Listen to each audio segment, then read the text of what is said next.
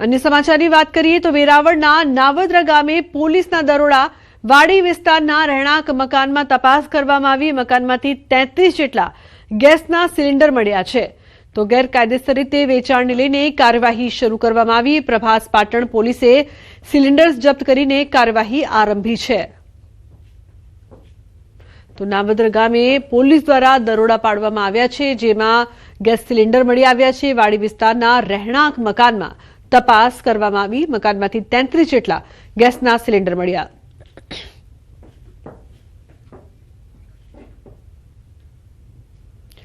समाचारमां आगळ वात करीए शांति जाळवो।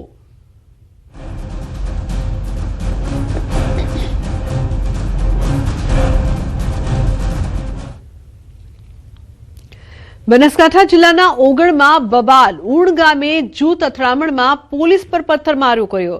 એક સમાજના યુવાનોએ પોલીસ પર પથ્થરમારો કર્યો। 4 પોલીસ કર્મીઓ આ હુમલામાં ઘાયલ થયા છે। મોટી સંખ્યામાં પોલીસ કાફલો તૈનાત કરાયો છે। તો સમાજની દીકરીએ ઉણ ગામના અન્ય સમાજના યુવક સાથે લગ્ન કર્યા હતા। સમાજની દીકરીને પાછી લેવા માટે ઉણ ગામમાં પહોંચીને તોડફોડ કરી હતી।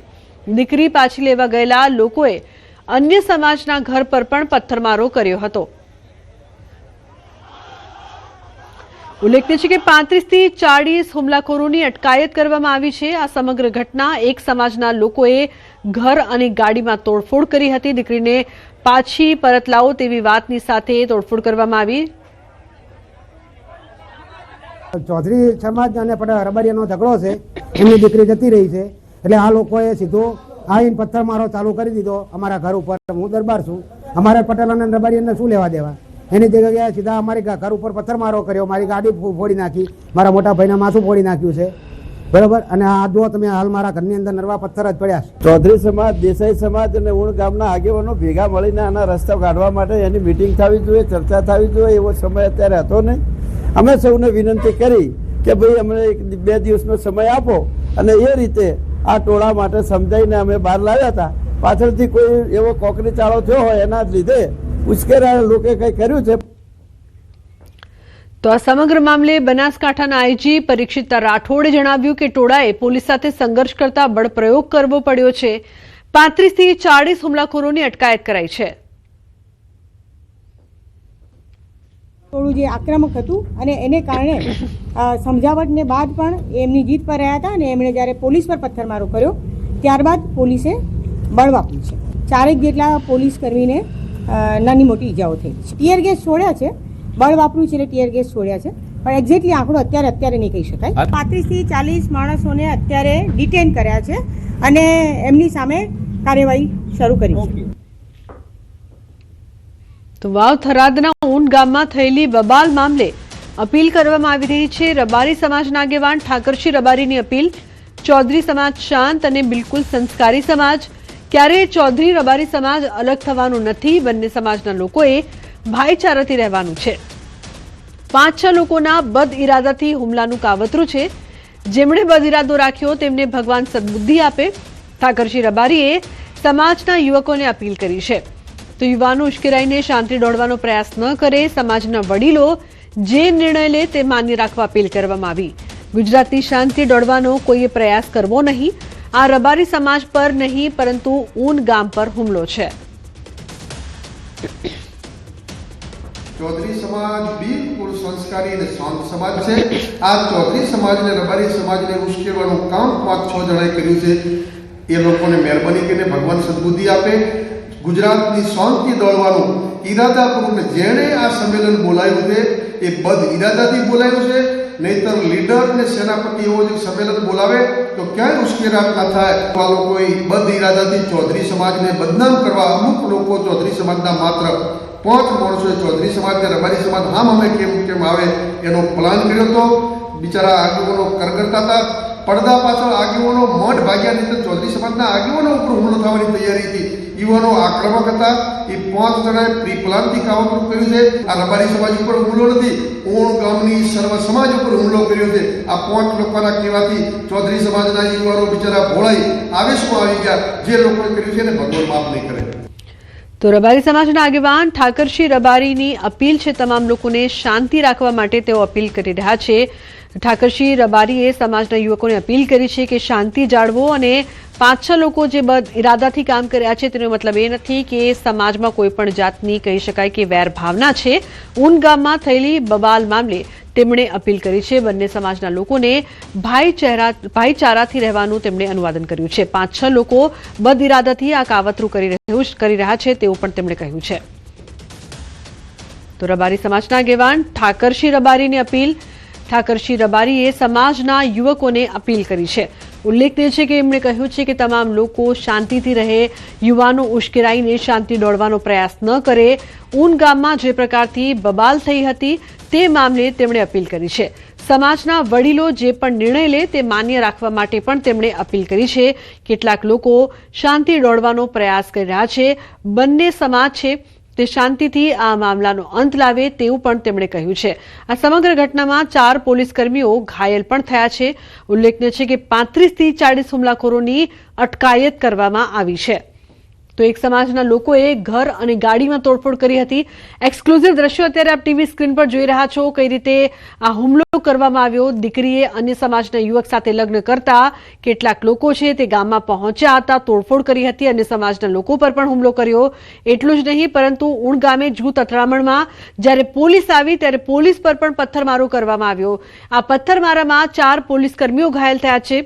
35 થી 40 હુમલાખોરોની અટકાયત કરવામાં આવી છે.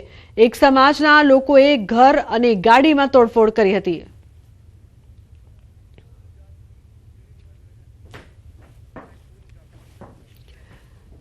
તો ઊણ ગામથી સંજય લાઈવ જોડાયા છે ઘટના સ્થળેથી. સંજય, જે પ્રકારની પરિસ્થિતિ હાલમાં જોવા મળી, હાલની શું માહિતી છે? હાલ કેવી સ્થિતિ?